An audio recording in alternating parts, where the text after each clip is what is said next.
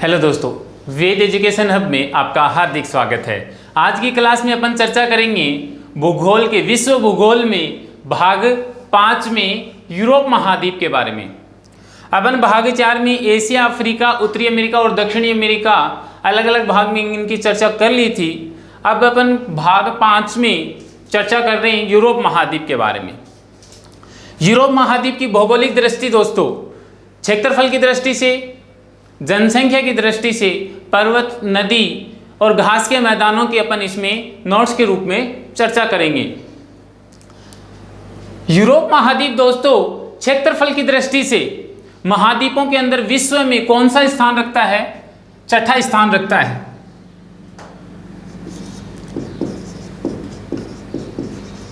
क्षेत्रफल की दृष्टि से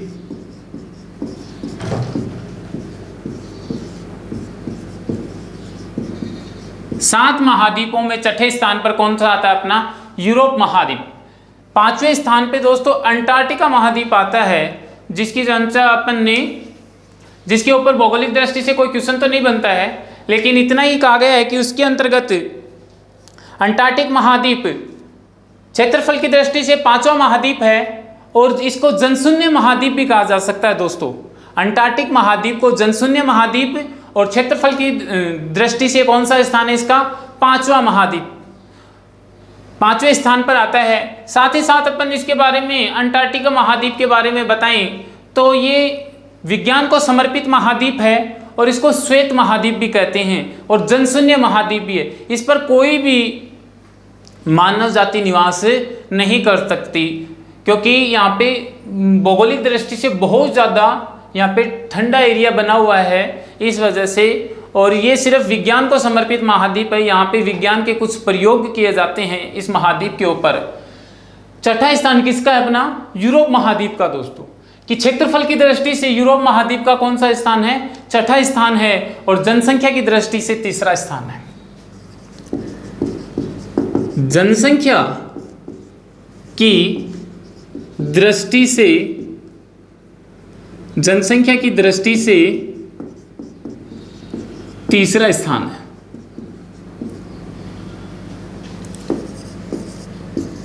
यूरोप महाद्वीप का सबसे बड़ा पर्वत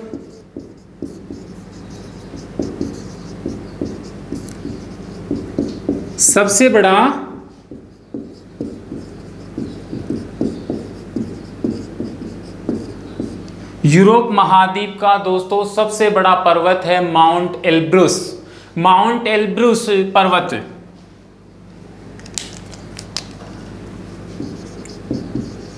माउंट एल्ब्रुस पर्वत, ये क्या है दोस्तों? यूरोप महाद्वीप का सबसे बड़ा पर्वत है, जिसकी ऊंचाई है दोस्तों 5633 मीटर। कितनी? 5633 मीटर।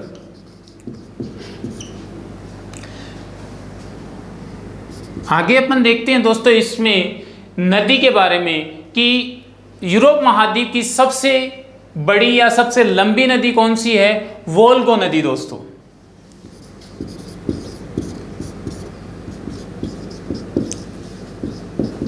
वोल्गो नदी सबसे लंबी नदी है यूरोप महाद्वीप की।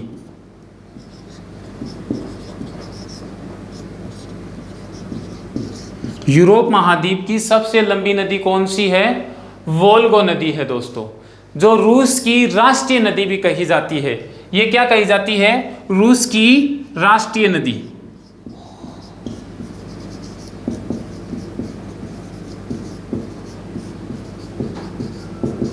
रूस की राष्ट्रीय नदी भी कही जाती है। दूसरा क्या है दोस्तों? इसमें महत्वपूर्ण नदी है राइन नदी और डेन्यूब नदी। राइन नदी कौन से देश की है? सबसे लंबी बड़ी नदी जर्मनी देश की।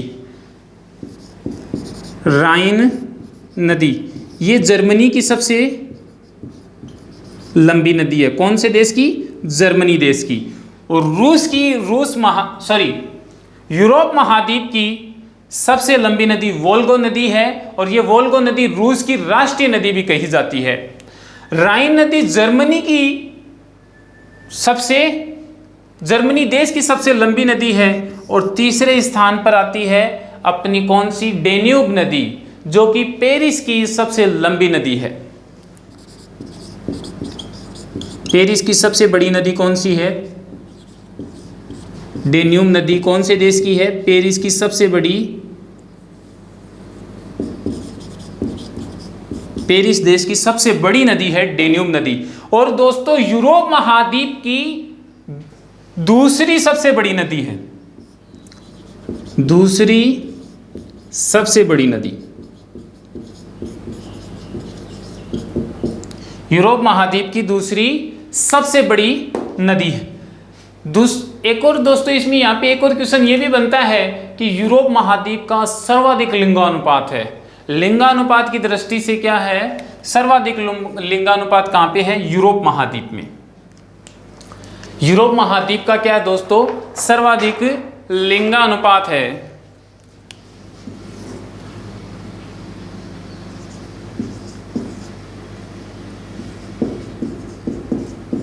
सर्वाधिक लिंगानुपात, सर्वाधिक लिंगानुपात कौन से देश का है? यूरोप महाद्वीप का है दोस्तों। और दोस्तों विश्व का 3/4, विश्व की 3/4 खेती कहां पे की जाती है? 3/4 यानी कि 3/4 विश्व का आलू की खेती,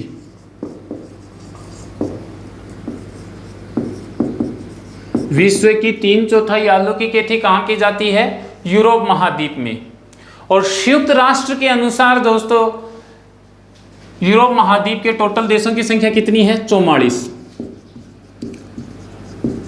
संयुक्त राष्ट्र के अनुसार यूरोप महाद्वीप में देशों की संख्या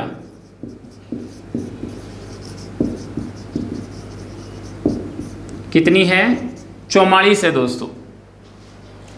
और घास के मैदानों की अपन इसमें चर्चा करें तो कौन कौन से घास के मैदान पाए जाते हैं? घास के मैदान, घास के मैदान पाए जाते हैं दोस्तों पेरी घास के मैदान, पेरी घास के मैदान। दूसरा कौन सा पाया जाता है दोस्तों? सवाना घास के मैदान और सेलवास घास के मैदान, सवाना। और तीसरे नंबर पे अपना है सेलवास घास के मैदान। पेरी घास के मैदान, सवाना घास के मैदान और सेलवास घास के मैदान, ये कहाँ पाए जाते हैं? ये उत्तरी अमेरिका में पाए जाते हैं। सवाना और सेलवास घास के मैदान, ये क्या दोस्तों? ये घास के मैदान यूरोप महाद्वीप के साथ साथ अपने दक्षिणी अमेरिका और उत्तरी अमेरिका महाद्वीप में भी पाए जाते हैं। और एल्पाइंस घास के मैदान भी कहाँ पे पाए जाते हैं दोस्तों? यूरोप महाद्वीप में पाए जाते हैं। आज की क्लास दोस्तों आपको कैसी लगी? कमेंट सेक्शन में कमेंट करना ना भूलें। फिर मिलेंगे दोस्तों नई क्लास के साथ, तब तक के लिए जय हिंद, जय भारत।